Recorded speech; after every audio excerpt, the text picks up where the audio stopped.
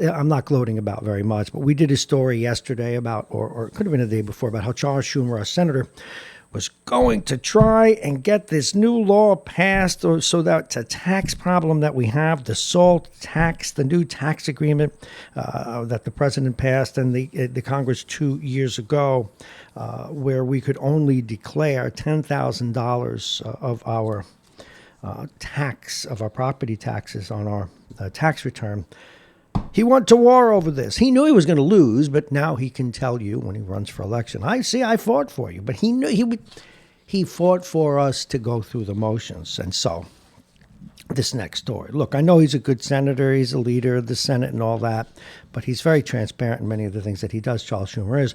Senator Charles Schumer failed Wednesday, and this is the story I'm finally getting to. He failed Wednesday in his attempt to nullify IRS rules that barred New York, New Jersey, and several county and municipal governments from creating ways to circumvent federal tax laws regarding the deductibility of state and local taxes. One of our favorites, David McKay Wilson, great journalist for the Journal News, did a nice job in the story. It marked the latest defeat for Northeast Democratic legislators attempting to blunt the impact of the 2017 Tax Cuts and Job Act, which placed that aforementioned $10,000 cap. After the tax bill was passed, several states set up tax credit programs that would allow taxpayers to make charitable contributions to a public fund. That didn't work out either. So until they change the tax laws once again, we're stuck with them. Because a lot of people care about it, we jump to sports, if only briefly. Last night, we have an upset in the making in the World Series. Well, Strasburg said he'd do a good job, and he did, but it was the bats that did in the Houston Astros. If you're just waking up and you didn't watch the game, 12-3. That's right, 12-3. And they now lead, that is the Washington Nationals, lead the Houston Astros by a score of 12-3. The next game is tonight at 8:07. And it ought to be interesting, to say the least. Back to the local news. Yonkers Mayor Mike Spano plans to ask Albany for $100 million to help rebuild the city's overcrowded, decaying schools, but says the city will soon break ground and build at least one new school, even if the state does not provide the much-needed support. This in Journal News today. Spano said he will ask Governor Andrew Cuomo and the state legislature to deliver that $100 million. They want that hefty state commitment, but Albany's been slow to act, other than allowing Yonkers to create a board to oversee eventual construction. In the meantime, Spano is focused on building a new school at the site of the former St. Denis Catholic School on Van Cortlandt Park Avenue. And they have reached a deal, apropos of that, they've reached a deal with the Archdiocese of New York to purchase the school property for $3.9 million. And Yonkers is saying if it has to finance construction without extra state aid, they would struggle. And we need to sneeze. Don't you love live radio and a little bit of TV? We can't cut away. We're live, you know. I need a tissue. We'll be right back. It is 42, getting up to 67. You can have about 6 seconds of dead air, maybe not even that. We're live. Remember in The Honeymooners? This is coming to you live, not on film. Well, that was Ed Norton. For those of you who do remember The Honeymooners, a lot of fun. It is time to take a look at the weather. Once again, welcome. It is Thursday, October 24th, 2019. This weather is brought to you exclusively by United Hebrew of New Rochelle, voted one of America's best rehabilitation and senior care campuses, and it's right here in New Rochelle. Visit UHGC.com. It's a little chilly. It's 42, comfortably chilly. One can say that. Getting up to 67 and near 70 today. Sunshine through high, thin clouds. That's all day. Another nice day today. Tonight, a few clouds. The temperature 48. The wind out of the west-southwest 5 to 10 miles an hour. Tomorrow, and we ordered this up for you, sunshine followed by increasing clouds. The temperature will be 64. The wind out of the southwest 5 to 10 miles an hour. Saturday, things are beginning to change. Partly sunny. The high will be 60. The overnight low, 48 degrees.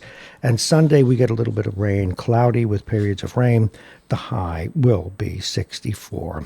And our thanks to United Hebrew for that. Let's take a look at what's coming up this morning before we, pardon me, runny nose, before we get into a very interesting schedule, or rather before we get into some of the regional news and national news. And I have a lot to say about that. So we want to be annoyed or pleased or amused at any rate. Coming up at 6:50, we got a lot of comments yesterday when we had on Vincent Russo about his, this is a guy we know for a long time who decided very late in life to find God. And it's interesting how he did that. We wouldn't call him an agnostic, but we would say he was searching. And finally, he arrived at a spot where he now goes to church regularly and reads the Bible. How does that happen when a man turns 70? Some people said it's because he got older. He's getting closer to the end of the race rather than the beginning, but that's not quite the story. And so after he was on yesterday and after the calls we got a hold of him and said, all right, we need to have you back. People want to know where you're going with all this.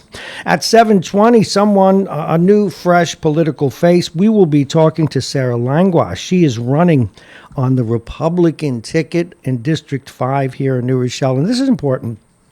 It's important for a level playing field, and we will get on her, Sarah Kay, who is her opponent.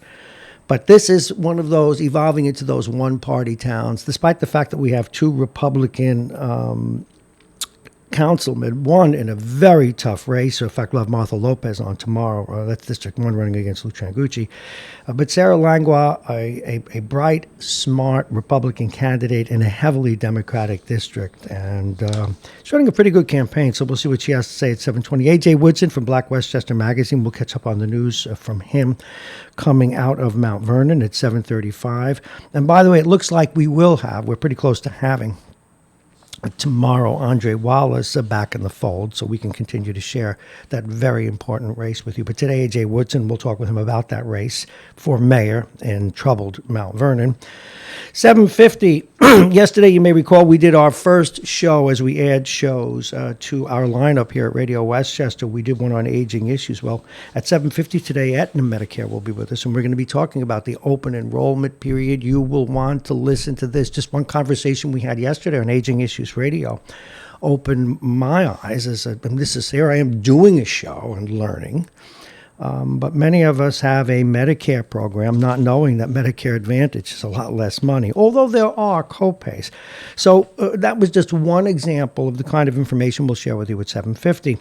Bob Cox, one of our favorite journalists from Talk of the Sound, he's with us at 8 o'clock today. He has a lot to talk about. He has been, as he always is, very busy.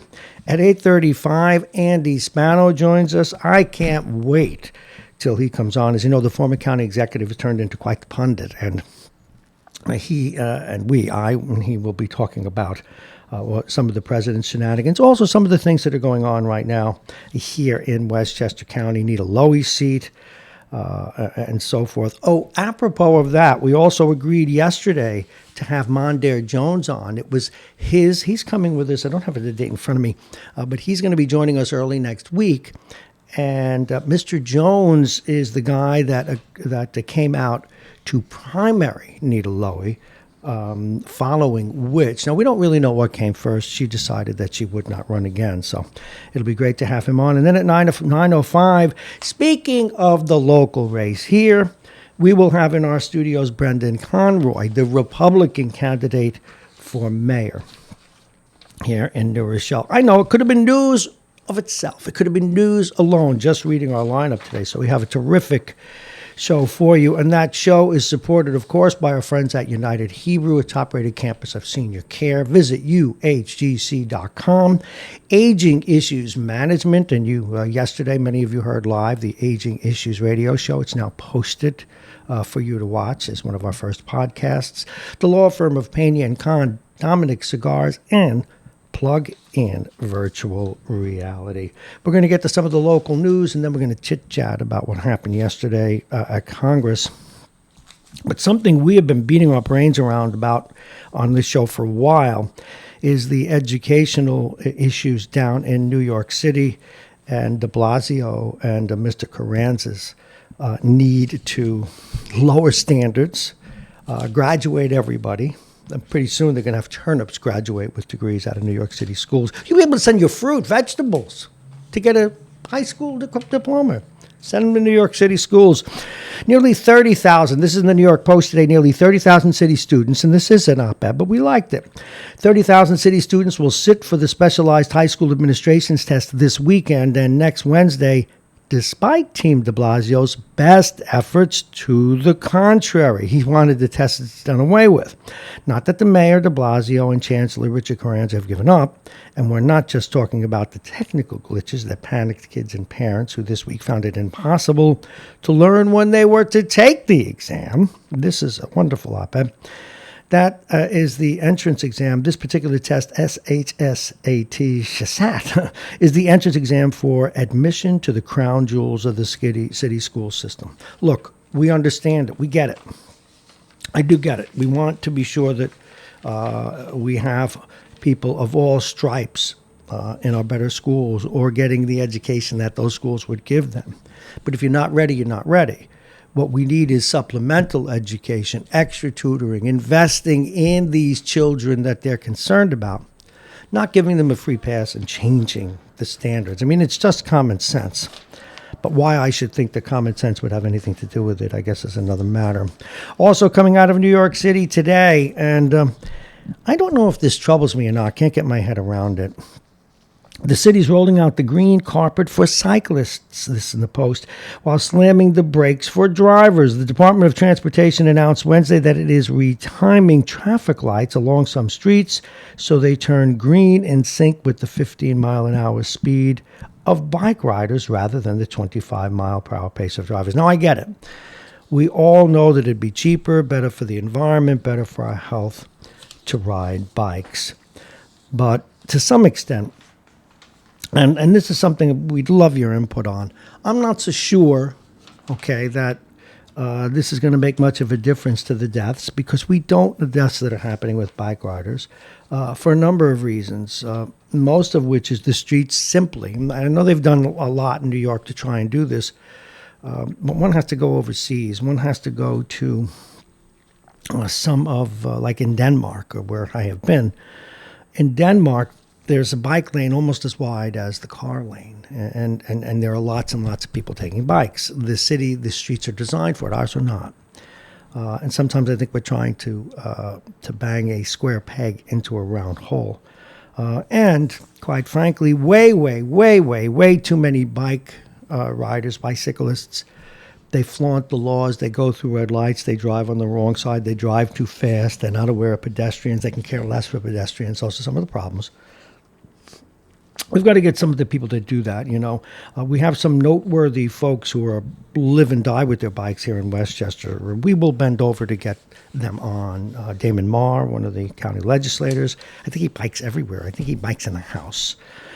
Similarly, Paul Feiner, the very successful supervisor of Greenberg, bikes to many different places. So we'll see what we can do about that. But it's again, business needs to happen. We need the automobiles and the trucks that are taking food to restaurants and information and supplies to businesses, etc. And we do need more bike riding, but we need to be more realistic, one would think. Okay, this is troubling. Out of St. John's, my alma mater, a lacrosse star stabbed his roommate. A captain of the St. John's University men's lacrosse team stabbed and nearly gutted his roommate during a scuffle. The dust-up began when Matthew Stockfeder, 21, apparently woke his roommate up by playing loud music in their off-campus apartment. I don't know, that would do it for me. The roommate, Justin Corpolongo, a university alumnus who used to play in the lacrosse team, told Stockfeder to shut off the tune. So Stockfeder went to the home 2 blocks away to hang out with teammates who lived there, but the captain repeatedly texted Corpolongo, apparently prompting him to show up to the house. Anyway, they squared off. The victim tried multiple times to punch Stockfeder, according to a criminal complaint. At one point during the brawl, the victim was holding Stockfeder's head down when he suddenly felt a sharp pain to his abdomen, and then he looked down and saw that he was bleeding. Well, the rest we know. He's not dead. He's going to make it, but quite a story that. All right, we're going to take a quick break. We'll share the traffic with you again, do a little reset. When we come back, those of you who are not crazy about Donald Trump will be happy. Those of you who are passionate about the president will not be. And I'm not supposed to predict your emotions, but this one's a safe bet. This is Radio Westchester. It is 628, obviously coming up on 6:30. We are live at the Trace Station. This is Mornings with Bob Marrone. I am Bob Marrone. It is 42, getting up to near 70 today. Stay right there. We will be right back.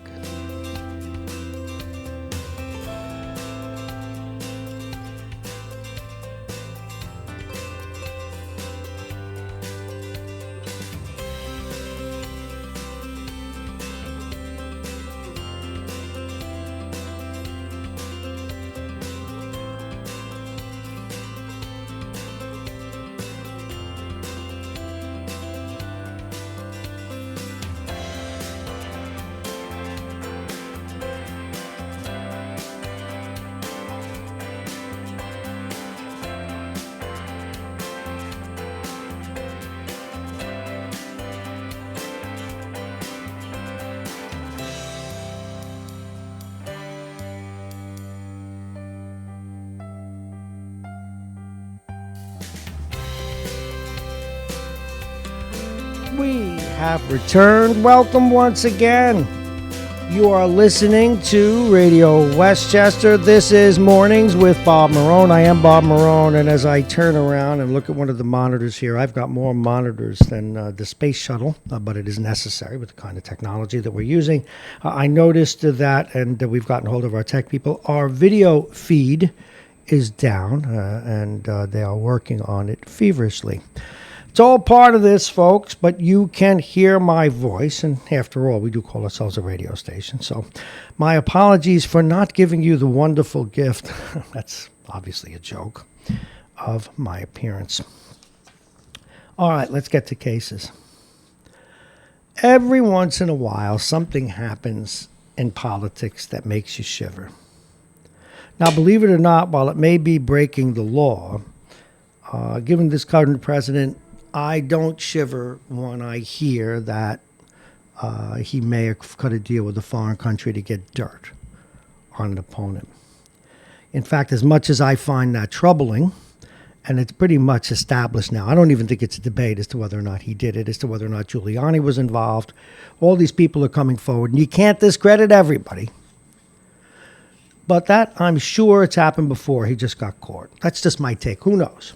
But he got caught. It's like anything else. Don't get caught. And I'm not saying he's a mobster, but in the mob, we don't you ever wonder when you see a mob movie, it could have been Goodfellas or whatever, or The Godfather.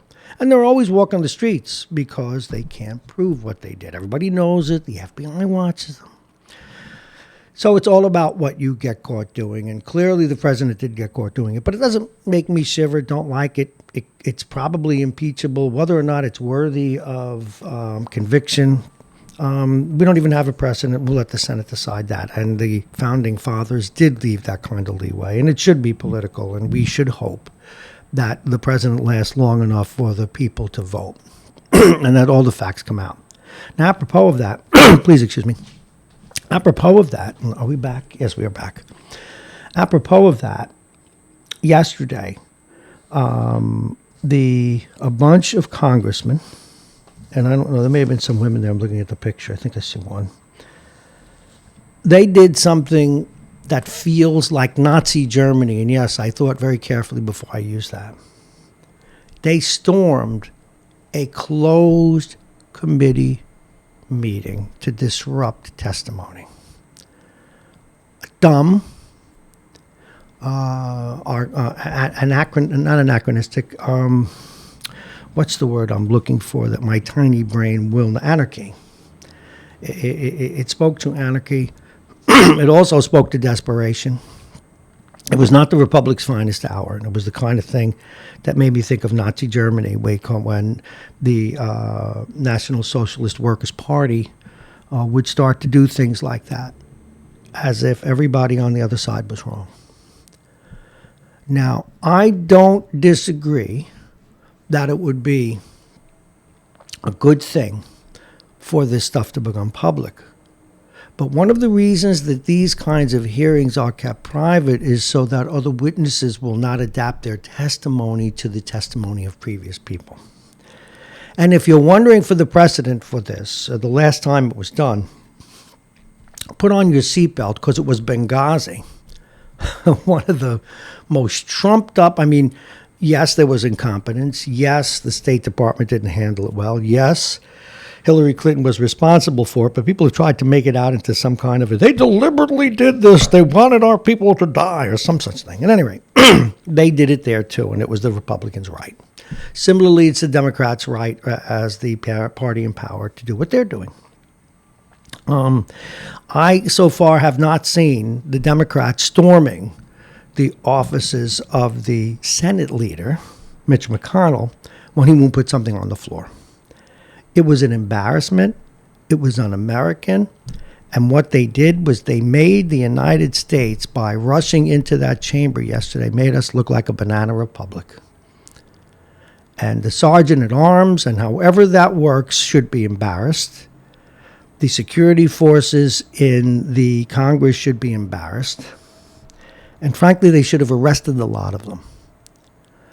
Now, I'm not sitting here rooting for the Democrats blindly. Anyone who listens to this show knows that right now I want Michael Bloomberg to run for office. I'd like John Kasich to run for office. If they have to stuff Joe Biden with cotton and perch him up, so long as we don't have a far-left knucklehead vice president, if we have to do that to get him elected, I might actually go for that. My preference would be Kasich or Bloomberg. But be that as it may, it is going to be what it is going to be, and the American people will get a chance to vote. But we've got these kinds of oppressive things, or these kinds of embarrassments, such as the Republicans did yesterday, yet another pockmark on America. Just frightening stuff. So, boy, oh boy. I just don't know where I get this stuff coming, and I'm dying here. Help me. All right. My voice will get better. It usually does with time, so please forgive me for that. This is the one, the only Radio Westchester. We are live at the New Rochelle train station. We have the windows up. You can look in. You can come in and chit-chat. In a couple of minutes, we are going to chit-chat about my friend's conversion to God late in life. I think it's a very interesting thing. Now, another story that we wanted to cover for you. Please excuse me. Was that him? Did he call her? No, he didn't call already. All right. Where am I? Yes. The president. An attorney for President Trump contended yesterday that the commander-in-chief couldn't be criminally prosecuted even if he shot someone on Fifth Avenue. Well, okay, we kind of sort of knew that, but to use that kind of example is, once again, we are de-evolving into thuggery. And it just doesn't feel right. If your history of World War II, now look, we have enough of a free press, despite how much it's been eviscerated and the mistakes that they have made. We have enough of an opposition party doing what they're doing. We do have courts, who I no longer trust, by the way, and that includes the Supreme Court. How sad is that? And you may say, Marrone's attack on judges. Yeah, I'm not attacking them as people. I'm attacking their mediocrity. I'm attacking their partisanship. And on the left, I'm attacking their absolute avoidance of the law and the people that they let go running in the streets after they commit violence, and it's pretty well known. But anyway, I digress. Nonetheless, thuggery. The rationale that Trump has blanket immunity came during arguments before the Second Circuit Court of Appeals related to Manhattan District Attorney Cyrus Vance's attempts to subpoena Trump's tax returns and other financial records. I don't see a problem with the president showing his tax returns. And right now, the law protects him because who says he does have to? I think that every president should, and maybe they need to put it into the Constitution. Maybe they need to put it into the law. But if there is some evidence of wrongdoing there, we need to decide as a country if the president's beyond the law. Now, there's a difference between disclosing information and charging. Maybe he can't be charged with a crime, but we certainly need to identify it. He's the president of the United States, and the people have a right to know if he's broken the law. So maybe you can't put him in jail. Maybe you can't impeach him. Maybe you can't even indict him. But disclosing the information is essentially an important thing. Now, a little nuance to that. Yesterday, the two individuals who worked for Rudy Giuliani. Now, do you understand what they're charged with? They are charged with the actual, where the rubber meets the road, arranging for payments. Arranging for payments to effect the election. And in one case, arranging for payments from third parties, not Americans, arranging for payments from third parties for campaign contributions, which is illegal. Now, one of them did something interesting, though, and tried to, and this is either unfair to the president or troubling for the president, depending on how you look at it. He said that his defense attorney said that, well, my guy was working for Rudy Giuliani while Rudy Giuliani was doing the president's work and therefore may be entitled to executive privilege. So this plot thickens. And now if we tie this all together, there is this sense. But again, it's a sense in the papers that don't like the president. And we need to be very careful in assessing this. The conclusion about those frustrated congressmen who broke into that private room yesterday, the sensibility is that they're doing it is that the president is that the walls are closing in on the president, that it was an act of desperation. I don't know that that's the case so much as they were growing frustrated and not knowing what was going on, and that I don't think it was a last resort, but thuggery it was, right out of the early playbook in the early 30s of Nazi Germany. I mean, we're never going to go as far as that. I'm not trying to imply that we were. But because there they went to extremes, they burned down their Reichstag, in effect their Capitol building, in order to find an excuse to declare martial law. But it's troubling. You should be troubled by it. And I don't care if you're a Democrat or Republican.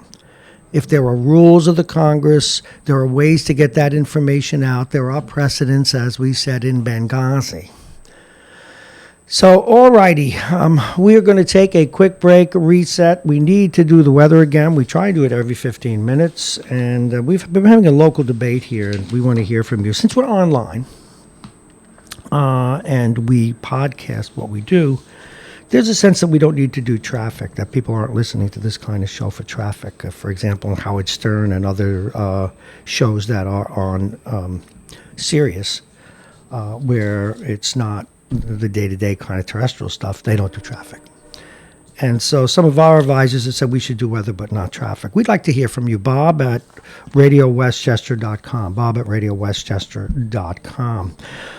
Well, today's program is brought to you by United Hebrew of New Rochelle, top-rated campus of senior care. Visit uhgc.com. Also brought to you by Aging Issues Management, the law firm of Pena & Kahn, Dominic Cigars, and Plug-in Virtual Reality. The upcoming weather is brought to you exclusively by United Hebrew of New Rochelle, voted one of America's best rehabilitation and senior care campuses, and it's right here in New Rochelle. Visit uhgc.com and let us go to the weather. It's 42 right now, and we're getting up to 67 today, nearly 70 degrees. Tonight it will be pretty comfortable, getting down to about 46, 47 degrees. Tomorrow, more of the same, sunny, clear skies. We'll be back in a moment.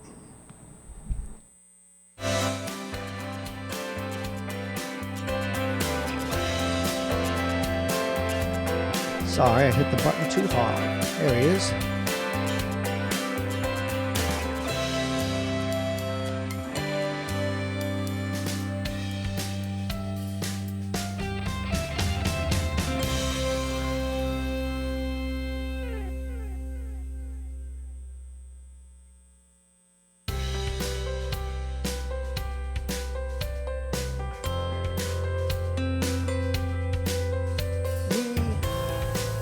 We have returned.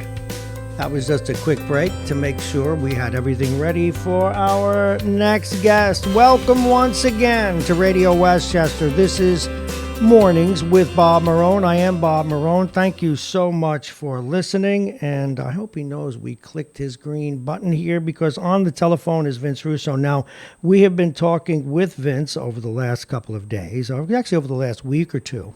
He announced on this program that at near the age of 70, and he's turned 70 since, he has, and I won't call him an agnostic, he can describe himself, but suffice it to say that while he had a religious streak within himself, he did not find a church. He was not a Bible reader. And now, he has found the church. He is reading the Bible. And yesterday we had a few cliffhangers with him. And we said, geez, we got phone calls, a couple of emails. He needs to come back. And so here he is. Good morning, Vince. Hi. No, it's Anthony. Anthony! Oh, I hit the wrong button. That's okay. We'll get a hold of him. Speak to me. We'll take your call. I'll make time. I know you're getting on in years, and you forget a lot of things, especially recent things. But you remember the things that happened in the 50s and the 40s. You know? Anthony, please, you almost made me choke. Go ahead. I'm sorry. But you made a comment that the Democrats have not stormed the Republicans. Yes, I did. Republicans have stormed the Democrats. Okay. I guess your recent memory of AOC storming McConnell's office. Oh, wait a minute. I'm sorry. She didn't storm the office because she couldn't find it. She was in the wrong building. You know what I hate about you? When I saw you called now, I said, oh no, I said something wrong. The police car is behind me. Write me a ticket. Objection sustained. That stuff is reprehensible. Objection sustained on both sides. Objection sustained. But there were two things I wanted to weigh in on your on past shows. Yes, Number please. one, you did the Mount Vernon thing with the Cookie King there. Oh, yes, with the donut. From Mount Vernon? Yes, sir. Yeah. Everybody's name was mentioned as far as, helping in that town, except the most influential African-American in New York State, Andrea Stewart Cousins. That's very true. Say more about that. I'm just wondering why everybody else was thrown under the bus and not her. You know what? We're going to ask A.J. Woodson at 7:35 today. I should give you production credit, but you're not getting it for being right and showing how wrong I was about something. But I will ask him today. I'm not insinuating anything sinister or anything like that. No. I'll ask A.J. From Reggie Lafayette, George Latimer wasn't mentioned. It was an African American thing at one point, and yet the most influential person, and it has nothing to do with the gender, was not mentioned and not called out. You know what? My guess is they didn't have enough time, but I'll ask them about that. But what was interesting is, that was a fairly long interview. I think you kind of, No, that was a joke. That was a joke. I wasn't making okay. I think that. I thought it was, in some sense, though, refreshing that you had a newspaper directed and written for the African-American view, for the black view, throwing African-Americans under the bus. It would be very hard, although it gets done.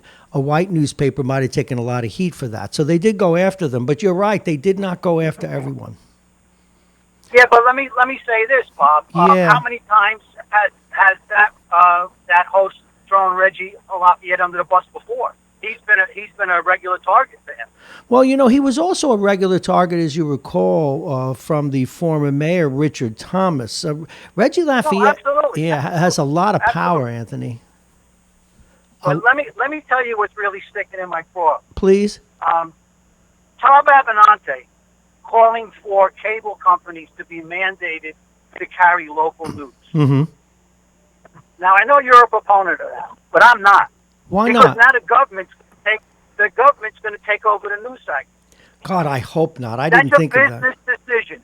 If your point of view does not go over well with the public enough to make money, what is it? Is this a way of forcing counter Fox channels to cover the news? Because listen, Fox is making money. They have reporters. They have legit reporters. Mm-hmm. Most of their people are commentary, and they state that up front. They state, in fairness to them, they state that up front. No, I understand. Hannity's not considered a hard news type. Okay? Good grief. It says commentary right on it. But why should, at the cost of doing business, you be mandated to carry local news? And then we have to take it one step further. If the government's allowed to step in and say that, now the government has to determine what local news is so that you can comply with that.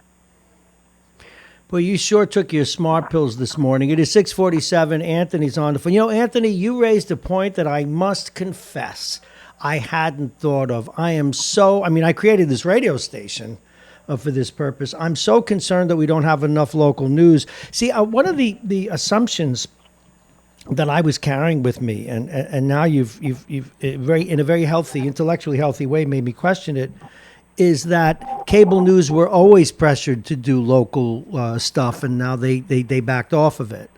But I had not thought of that because I've always been concerned about that. What you're talking about, and even as you said with Fox.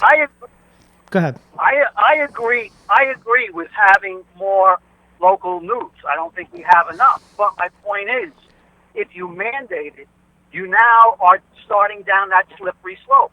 So now you have to define what, quote, local news is for New Rochelle, for Mount Vernon, for Yonkers, for Somers, for Orange County, for Dutchess County, and it's all different. So who's going to oversee that? Are we going to create another bureaucracy with another 1,000, civil servants? Very, very, very interesting. And and even where I sit, I wish they would send me a check, help finance what I'm doing. You want local news? Donate to Radio Westchester. Anthony, a terrific call. Thank you very much. Thank you. You got it, brother. Oh, yeah, take care. Folks, and this is also something that we're very proud of here, and hopefully we're a little different. When someone calls up and says, hey, you know what? You missed this, and it's true. You don't need to stick to your guns unless it's a theoretical thing and what you believe as a process. Facts are facts. And, I forgot about AOC. But then again, in fairness, we've always thrown her under the bus pretty well, too. All righty, great call from Anthony. And now I know Vince is, I wanted to get on early because maybe God told him something like that. We have a new special. I can't tell you the phone number because it's a special number for VIPs, but we do now have the ability, and we wanted to share this with you, where when we see VIPs, it's just a term of the business, not that very important, but it's a line that they can call in on so that in those instances where we don't have a guest in the studio, but you want to ask questions, and that is a capability I've wanted for a long time. Well, they did put it in this past weekend through many headaches. And we're going to be able to have guests on the phone, and you will be able to call and question them. So, I hope he's listening. He should call Mr. Russo because it is 6:50, and we want to find out. But maybe we'll try and call him right now. You stay right there.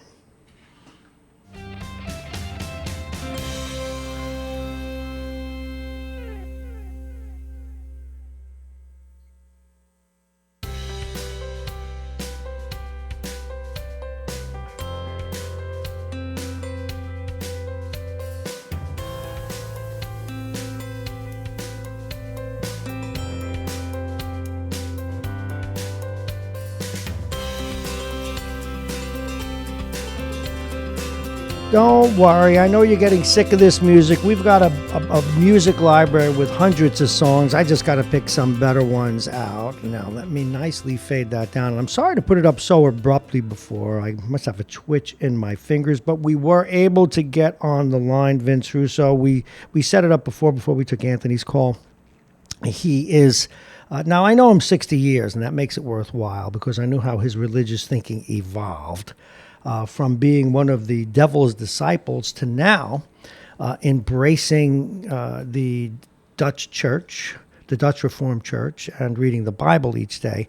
And we've been talking through with him in a very thoughtful, cerebral way, we think, his transformation. Please welcome Vince Russo. Good morning, sir. Good morning, Bob. I think my voice sounds a little bit like yours does this morning. No, mine's getting better though. The good part about reading the news when you come out of the box is it helps clear your throat and my tiny brain. Yeah, welcome to my world, pal. Try getting up at 4 o'clock every day and then trying to talk. Oh God. Yeah, really. I tell you what. Well, I don't want to people to get the mistaken impression that I have just completely immersed myself in this religious business. No, but it was nice seeing you on the steps of the Capitol yesterday with the Bible. And Jesus said, no, down on Washington Square Park. no, downtown Wall Street, Don't go Battery there. Park. Don't we used go. to listen to the guys from Battery Park. Remember them yelling at the communists? Oh man, I want to see you with a beard in Washington Square Park, the old federal building, with a joint in your hand, saying, "Jesus said this is good for me." His sackcloth and ashes. Go ahead. What's going on? Well, like I said, the only real difference for me has been that I joined an organized church, and am reading the Bible somewhat. I mean, I don't read it every day, and I'm not really, someone who's a big proselytizer or anything like that. But this came about, through my meeting with the pastor and becoming involved with the church and just realizing that these are just this nice small group of people who are trying to do a little bit of good. It sounds sweet, actually. Well, with me, the difference between Reformed Church and the Catholic Church, which I grew up in, and I don't, for the Catholics who are listening, I'm not bashing the Catholic Church. I mean, if people believe in that tradition, that's great. For me, it didn't work, but for others, it does. The one big difference between the Reformed Church and the Catholic Church is the Reformed Church doesn't say you're going to go to hell at every other minute, whereas the Catholic Church, it was excuse me, they don't know you yet. Give it a while. Please send him to hell. You're constantly doomed. Doomed. And the other big thing is in the Reformed Church, they are not. When I say they, I mean the pastor and all that is not the intermediary between the congregant and God. Whereas in the Catholic Church, the only road to God is through the church. Yeah, they're still using an operator. Yeah, no direct line. The Reformed Church doesn't excommunicate people and condemn them to hell for all time, and things like that. So, they're much less involved in your day-to-day life. Like, there's only 2 sacraments in the Reformed What Church: are the 2? Baptism and communion. Oh, okay. Now, and this isn't, and no meant to be humorous. Do you use real bread, or do you use like a host, like the Catholic Church? Real bread. Okay. Real bread, and they're only required. The church only requires each congregation to hold communion at a minimum of 4 times a year. So, and we do it once a month, the first Sunday of every month. So we don't even do it every month.